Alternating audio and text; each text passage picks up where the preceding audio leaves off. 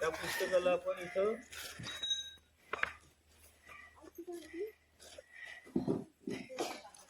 बरोबर हा काच जो आहे या चित्रावर असा ठेवायचा. ठीक आहे.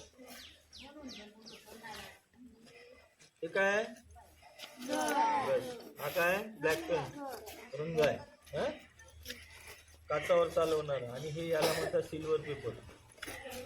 ठीक आहे. तर काच पेंटिंग कशी केली जाते आपण बघणार आहोत.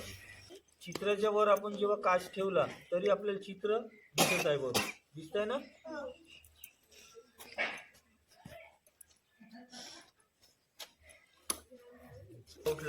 आउटलाईन करायची फक्त. समजत आहे का मी काय करतो.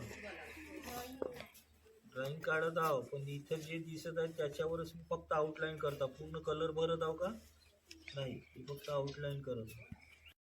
हे बघ हे चित्र आहे याच्यावर ठेवलं आणि मी आउटलाईन करून घेतली काळ्या रंगाने. ठीक आहे. बरोबर आहे. दिसत आहे. जुळतं जुळतं जेंटून सारखं दिसते. एवढं कठीण चित्र घ्यायचं नाही आपण. फुलाचं घ्यायचं, कबुतराचं घ्यायचं, पक्ष्याचं घ्यायचं, पोपटाचं घ्यायचं. हां ठीक आहे. आता याचं काम झालं. याचं काम संपलं. आता हे पुस्तक बाजूला. आता हा जो भाग आहे हा उर्वरित जो भाग आहे त्याला मी पूर्ण काळा पेंट मारून देतो. याच्या आतमध्ये नाही मार, याच्या आतमध्ये नाही मार. हे आउटलाईनच्या बाहेर बाहेर जेवढं आहे तेवढं चिपकवू शकता. बाकी ब्लॅक पेंट मारून टाकायचं असं काळा कलर, आणि तिथून कोणतंही आपल्याला जे काढायचं आहे ते आउटलाईन करून घेणे, आणि बाजूचा पूर्ण जो वाचलेला भाग राहते तिथं पूर्ण ब्लॅक पेंट मारून घ्यायचा.